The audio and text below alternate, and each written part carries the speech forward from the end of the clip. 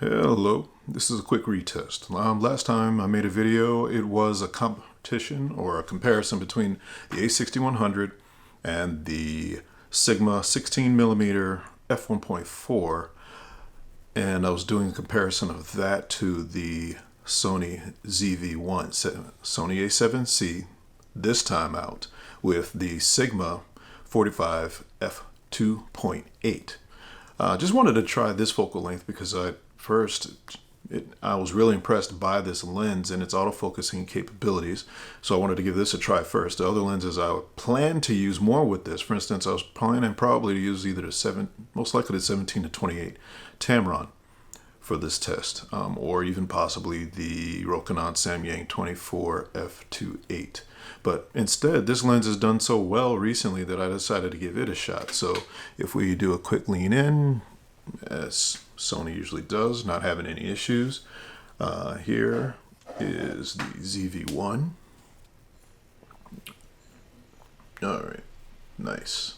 I am really liking this screen right off the bat. I'm liking this screen a lot more than I like the one on the A6100. The flip up requiring a cage and all that other stuff, I really just like this implementation better. Much less messy, much more all of one. Very impressed with it. I have the Rode Micro, I'm not sure which one. Anyway, with one of my newer lights. I'll put it in the description. Just went on sale, $59, whatever it is, but I'll put it in the description. Really nice little light. So I just want to do a quick comparison. That's why I'm rambling. Just do a couple of things like that. Jump out of scene. So you see a rogue jack-o'-lantern in the back. Bring up face, bring up camera. I can still see my eyes. There we go. Just as usual, very quick. It's a blind, very nice, very smooth. And one of the things I wanted to say about this camera that I noticed is that I have come to the conclusion, and I have a write-up coming about it. This combination here especially, I'm really liking this. This is by far my favorite setup since I let go of the Leica Q a while ago. As I said, I liked the Leica Q a lot. My main problem with it was a bit dear for the lack of flexibility. As in, I could buy a lot of gear and replace that camera. I could sell that camera and buy a lot of gear as a replacement. And so I ended up doing that. And that mainly was owing to the fact that it had a 28mm lens attached to it. If it had, and I really wish, and I even mentioned it in a few posts, if Leica had seen fit to come out with different focal length cues, I would have been all over that. A 35mm, or even better, a 45mm like this would have been really something I would have jumped on, much more flexible. The digital crop really wasn't doing it for me. If I wanted a crop, I could do that in post. But as I mentioned in the post, one of the reasons I like it, I look at this camera, the A7C that is, that I'm filming on, as a combination of two of my favorite cameras. Most recently, there's of course the ZV-1. The ZV-1 with the flip out screen, and if you see my pictures in the post, it looks like the exact screen that they took right off of it, which is unbelievable. So we have that, but that married with the A7 III. This has been for the last 2 years or however long it's been since they released it. This has been by far my favorite camera. So basically what Sony has done is they've taken my two favorite cameras, combined them, and made them into the A7C. I have to admit, at first, I didn't really get the A7C. I didn't get what the big deal was. I had an A7 II at the time. I was like, okay, one card slot, image stabilization, similar megapixel sensor. I have that in A7 II. What's the big deal? But then when I really took a close look at the camera, once I realized they were going to put an EVF in it, because some of the rumors were saying either that it was going to be lacking an EVF or there's possibly going to be a pop-up. I wasn't really interested in it. And then when it was released, I was comparing it against the A7 II, saying, hey, what's the big deal? Again, image stabilization, one card slot, 24 megapixels. Great autofocusing. But then as I got really to look at the specs and realize with the flip around screen, when I realized that what they put inside as far as the focusing, I'm looking at the IAF in video right now, which the A7 III does not have. Again, autofocusing is very impressive on the A7 III, but I really was impressed by the eye autofocus on the ZV-1. And to have that in a full frame package, basically, again, it seemed like it took the best of both and merged it into one, and I really like that. But all right, that's about it. There's enough rambling about that. What I'm going to do is I'm going to shut this off and shoot the next video with the ZV-1, same setting, same scenario, and then see how to put them together in a video, and then put that up with markers basically indicating which is which, just side by side. Again, I fully expect a full frame camera to basically outperform a 1-inch sensor, but I just wanted to see what the difference is and how they performed back to back, given that it seemed like they have a lot of the same autofocus algorithms within them. I'm already seeing, if this screen is any indicator, the colors are a lot better on this A7C than they were on the A6100, which already is impressing me. But again, I'll stop this video and then I'll come back with the ZV-1. All right, and we're back. Looking at the screen, I've adjusted the zoom to what this says is a 45mm equivalent, but I found that a little tight, so I backed it up a little. I think we're about a 35, 38 right now to get the same field of view. Now, the first thing I'm going to notice is I'm using the same mic, the Rode Video Micro. I'm using the same light, have moved nothing. I kept the tripod in the exact same location, just switched it out. What's amazing to me in the screen here, as I'm monitoring myself, is that how much it looks like, just based on this screen, the two are looking very much alike, which is impressive. No ding on the A7C at all. It's more or less, I'm just impressed with the ZV-1 at this point. But in any event, so here is the A7C I mentioned earlier. Very impressive. And this, for me, has become my solution, my personal solution for a setup I really liked before, the Leica Q. Like I was saying, I let go of the Leica Q mainly because, honestly, more because of the focal length than anything else.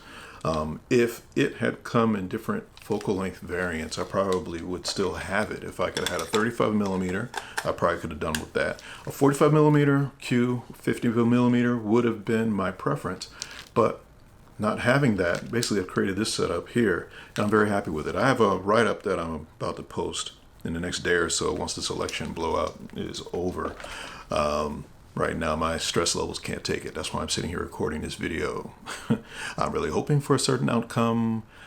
I do not have as much faith in the citizenry as I would like at this point. We'll see how things turn out. I'm cautiously optimistic, let's say that. But in any event, I was saying before, that is these two cameras, very similar internally. Here's the A7 III, and here we have the A7C. And it's just that little bit of difference. You know, people are saying, oh, it's not that big, but I mean, it's where it matters for me. It makes, for instance, a much more enjoy, and I just put up a post where I use this with autofocus with a TechArt AF adapter. I much more enjoy using this with rangefinder lenses. It's just a form factor thing. Maybe it's muscle memory or what I'm used to seeing or what I want to see, but it's just, for me, a much more pleasant experience. There we go. When I'm using a body style like this, and I didn't think anyone was going to make something like that. I mean, I waited for a while, and all I really wanted effectively was an interchangeable lens camera, something akin to the Q, or a scaled up X100. Man, if Fuji had made a full frame rangefinder like that, like a GFX 50R Mini with a full frame sensor, that's exactly what I was shooting for. So basically make the Q interchangeable lens or shrink down a GFX 50R to a full frame. That would have been right up my alley. I honestly did not expect this to come from Sony. I did not expect Sony to come out with something like this, and I'm very happy that they did, especially since I have already invested in their lenses. But if it would have made life much more difficult for me if Canon or Nikon had come out with this, because I have a great deal of respect for their cameras as well. I have owned Nikon DSLRs in the past. I have owned Canon DSLRs, and I have owned a Canon mirrorless. I had an EOS RP that I really liked. I was very impressed with the feature set that it had. The only thing in the end, I just didn't, in the end, want to have a split full frame mount system. I didn't want to have to try to deal with two different sets of lenses. So with the wedding coming up at the time, I decided to sell the RP and get a second body in the A7 II, and it worked out perfectly perfectly. So I had A7 III, A7 II. So now here, I traded that. I traded the A6100 that I used before and that kit. And so, because my thinking was, in this A7C is everything else that I needed. It replaces the A7 II as a backup to my A7 III. It replaces my A6100 as a full frame video machine that's not that much larger, not that much heavier. And in fact, this lens, oddly, this 45mm f2.8, admittedly not f1.4 lens, is smaller than the 16mm that I was using on the A6100. So as it's shown in a recent blog post of mine, it's actually more compact. This A7C with the 45mm is actually more compact than the Sigma 16mm f1.4 A6100 combination I had been using. And again, now, well, not only that, I'm gaining eye autofocus. I'm gaining all these other features from the latest and greatest. The only thing missing really is the A7S III's menu structure. But at this point, I've owned so many Sonys that I've made my peace with it. But anyway, I'm going to cut the video here. I'm going to leave some links in the description basically describing the differences, my tongue-in-cheek reference to making my own Franken-Q out of the TechArt AF adapter with the 28mm f1.4 7 Artisans and A7C. I'm gonna have coming up pretty soon basically a comparison on how this is really my ideal. And the only reason I keep saying like EQ so much because I just like the combination so much. The focal length was the only thing in the end that made it not work for me, if I'm honest. There are other things I pointed out, like carrying around something that was so valuable, but these are all things that would not have bothered me if it was a focal length that I really wanted. In fact, I like that better. I had been fascinated with the M, but if I'm honest, the Q became my fascination towards the end just because of the wonderful autofocus that it had, which is amazing considering its contrast detect 49 point, but it did a great job. But little things like I miss in Sony, like right now, automatic face detect if it finds it, automatic eye detect, and where in the Leica Q is an actual dedicated mode, for instance. And I thought I would be bothered by it not being a rangefinder and having focus peaking instead, but the focus peaking worked so well that in a few rare occasions where I used that instead of autofocus, it didn't bother me at all. So basically, if I think about it, the Q set me up for leaving my fascination with the M mount for the A7C. Well, anyway, that's about it. I'm going to wrap this up and close this now, and that's about it. Again, I'm going to put links below to all of my A7C blog posts so far, and I'm thinking there are going to be more. I'm oddly excited about this camera.